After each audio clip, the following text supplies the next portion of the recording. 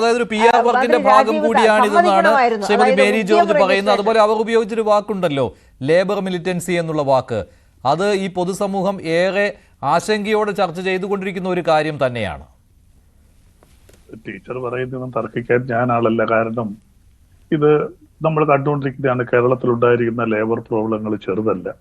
ഇന്ത്യയിലെ മറ്റ് സംസ്ഥാനങ്ങളെക്കാൾ ഏറ്റവും രൂക്ഷമായ ലേബർ പ്രോബ്ലങ്ങളും പല വ്യവസായങ്ങളും ഇവിടെ നിർത്തിപ്പോയിട്ടുണ്ട്. അല്ലാതെ തർക്കിക്കുന്നില്ല. പക്ഷേ ഗവൺമെന്റ് ആദ്യം ഒരു കാര്യം കൂടെ പറഞ്ഞിട്ട് ഞാൻ അതിലേക്ക് വരാം. പിന്നെ വിഴിഞ്ഞം ഫണ്ടുമായിട്ട് ബന്ധപ്പെട്ട ഒരു വയബിലിറ്റി ഫണ്ടുണ്ട്. ആ ഫണ്ട് മറ്റ് സംസ്ഥാനങ്ങൾക്കെല്ലാം കേന്ദ്ര ഗവൺമെന്റ് നൽകുന്നത് ഗ്രാൻഡായിട്ടാണ്. കേരളത്തിന് മാത്രം നൽകാമെന്ന് പറഞ്ഞപ്പോൾ 2 കണ്ടീഷൻസ് വെച്ചു. ഒന്ന്, അടുത്ത ഇത്ര വർഷത്തേക്ക് ലാഭത്തിന്റെ വീതം നൽകണം.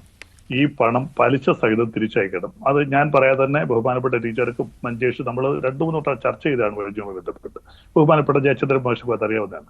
കേരളത്തിന് മാത്രമേ അങ്ങനെ ഒരു നിയമം കൊണ്ടുവന്നുള്ളൂ. ആ ഫണ്ട് തിരികെ തരണമെന്നും ലാഭവിഹിതം തരണമെന്നും ആവശ്യപ്പെട്ടു. അതുകൊണ്ട് സംസ്ഥാന ഗവൺമെന്റ് ആ ഫണ്ടുമായി ബന്ധപ്പെട്ട നടപടികളുമായിട്ട് മുന്നോട്ട് പോയിട്ടില്ല. ഇൻവെസ്റ്റ്മെന്റ് സമ്മിറ്റിൽ വാരിക്കോരി വാഗ്ദാനങ്ങൾ നൽകുകയാണ് കേന്ദ്ര സർക്കാർ.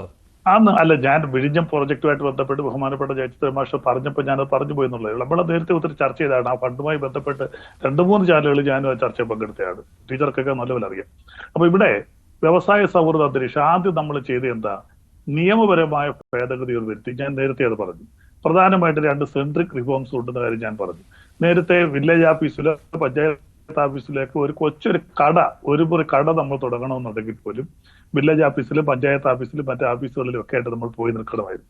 അപ്പോൾ ആദ്യമായിട്ട് ചെയ്ത ഏതൊരു വ്യവസായം തുടങ്ങുന്നതിനും ഇങ്ങനെയുള്ള നൂലാമാലകൾ ഒഴിവാക്കിക്കൊണ്ട് നേരിട്ട് ഒരു ഓൺലൈൻ സബ്മിഷനിലൂടെ വ്യവസായം തുടങ്ങുന്ന രീതിയിലേക്ക് മാറി. ഇപ്പോൾ തന്നെ നമ്മൾ ചർച്ച ചെയ്യുന്നു. എല്ലാത്തിനും പഞ്ചായത്തിന്റെ ലൈസൻസ് വേണ്ട, വില്ലേജിന്റെ അംഗീകാരം വേണ്ട. ആ അംഗീകാരം ഒന്നും ഇല്ലാതെ തന്നെ ഒരു വ്യവസായമായിട്ട് മുന്നോട്ട് വന്നത്. മറ്റൊന്ന്, കേരളത്തിലുണ്ടായിരുന്ന ഏറ്റവും ദുർഘടമായ ഒരു കാര്യം അവർക്ക് അവൈലബിലിറ്റി ആയിരുന്നു, ലാൻഡിന്റെ അവൈലബിലിറ്റി. ആ ലാൻഡ് അവൈലബിലിറ്റി ഗവൺമെന്റ് തന്നെ തീരുമാനിച്ചിട്ടുണ്ട്.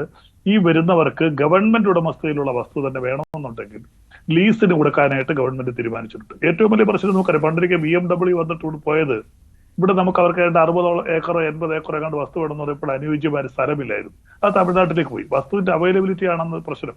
മറ്റു സംസ്ഥാനങ്ങളെ സംബന്ധിച്ച് നമുക്കറിയാം, കേരളം വിട്ട് നമ്മൾ യാത്ര ചെയ്യുമ്പോൾ 100 കണക്കിന് കിലോമീറ്റർ കഴിഞ്ഞാലാണ് ഒരു വീടോ കാണുക. അത്രയും വസ്തു ഇങ്ങനെ കിടക്കുകയാണ്. കേരളത്തിൽ മാത്രമാണ് വസ്തുവിന്റെ അവൈലബിലിറ്റി വളരെ കുറവുള്ളത്. പക്ഷെ ഗവൺമെന്റ് തന്നെ അവർക്ക് എത്ര വർഷത്തേക്കാണ് ലീസിന് വേണ്ടതും ആ വൻകിട വ്യവസായങ്ങൾ തുടങ്ങാൻ ലാൻഡ് കൊടുക്കാൻ തീരുമാനിച്ചിട്ടുണ്ട്. അത് ലീസ് വാങ്ങിച്ചുകൊണ്ട് ആ ലാൻഡ് കൊടുക്കും, ലീസ് എഗ്രിമെന്റിൽ കൊടുക്കും. അത് തുച്ഛമായ വാടകയിൽ വാങ്ങി കൊടുക്കുന്നു. അപ്പോൾ തീർച്ചയായിട്ടും വ്യവസായികൾ കേരളത്തിലേക്ക് ആകർഷിക്കപ്പെടും. നിങ്ങൾ പറഞ്ഞല്ല, ഞാൻ അഡ്മിറ്റ് ചെയ്യുന്നു. ഇന്നലകളിൽ നമുക്ക് ശരിയാണല്ലോ, ആനുകാലികമായിട്ടുണ്ടാകുന്ന രാഷ്ട്രീയ സാമൂഹിക രീതികൾക്കനുസരിച്ച് നമ്മുടെ നയങ്ങളും ജീവിത രീതികളും പ്രവർത്തനങ്ങളും മാറണം. ഇടതുപക്ഷ ഗവൺമെന്റ് ആ രീതിയിലേക്ക് ഒരു ചിന്താഗതിയിലേക്ക് വന്ന് കേരളത്തിൽ പരമാവധി വ്യവസായങ്ങൾ തുടങ്ങുന്നതിന് അവർക്ക് എല്ലാവിധ സൗകര്യങ്ങളും ചെയ്തു കൊടുക്കുകയാണെങ്കിൽ ബഹുമാനപ്പെട്ട ജയചന്ദ്രൻ മാഷ കേന്ദ്രമന്ത്രിമാർ തന്നെ അംഗീകരിച്ചു. വ്യവസായ മറ്റൊരു കാര്യം കൂടെ, CPM നേരം വെളുക്കുമ്പോൾ മാത്രം കേരളത്തിൽ എന്തെങ്കിലും നടന്നാൽ മതി എന്നാണ് ആ ഒരു പൊതുബോധം. ഇപ്പോൾ അങ്ങനെ പൊതുസമൂഹത്തിന് മുന്നിൽ അങ്ങനെ ഒരു സന്ദേശം കൊടുക്കുകയാണ്. എല്ലാവരും അംഗീകരിക്കും വ്യവസായ വികസനം വരുന്നതിനെ, പക്ഷെ CPM അത് അംഗീകരിക്കാൻ ഒരു താമസം വരുന്നു. അവർ ഭരണത്തിൽ ഉണ്ടാകേണ്ട സമയം വരുന്നു എന്നുള്ളതാണ്. അതാണ് CPM നിക്ഷേപ സൗഹൃദമായോ എന്നുള്ള ചോദ്യം വരുന്നത്. അല്ല, ശരിയാണ്. മഞ്ചേഷിന്റെ ചോദ്യം വളരെ കറക്റ്റാണ്. കാരണം പലപ്പോഴും പല സംരംഭങ്ങളിൽ ഏറ്റവും കൂടുതലായിട്ട് വന്നിട്ടുള്ള CPMന്റെ ട്രേഡ് യൂണിയൻ സംഘടന CITU ആണ്. അതിനൊന്നും തർക്കമൊന്നുമില്ല. പക്ഷെ അതിനകത്തൊക്കെ മാറ്റം വരുത്താൻ ഗവൺമെന്റും പാർട്ടിയും ഇടതു മുന്നണിയും ഒക്കെ തയ്യാറാണ്. അപ്പൊ ആ ഒരു തീരുമാനത്തിന്റെ നമുക്കത് പ്രതീക്ഷിക്കാം. 100% ഉറപ്പ് തരാൻ നമുക്ക് പറ്റില്ലല്ലോ. തീർച്ചയായിട്ടും ആ ഒരു പ്രതീക്ഷയുടെ ഭാഗമായിട്ടാണ് ഈ വ്യവസായ സംസ്ഥാനമായിട്ട് പോകുന്നത്. അത് മാത്രമല്ല, വൻകിട വ്യവസായികൾ ആദ്യമേ തന്നെ അവിടെ പല നിക്ഷേപങ്ങളും ഉറപ്പ് തന്നു.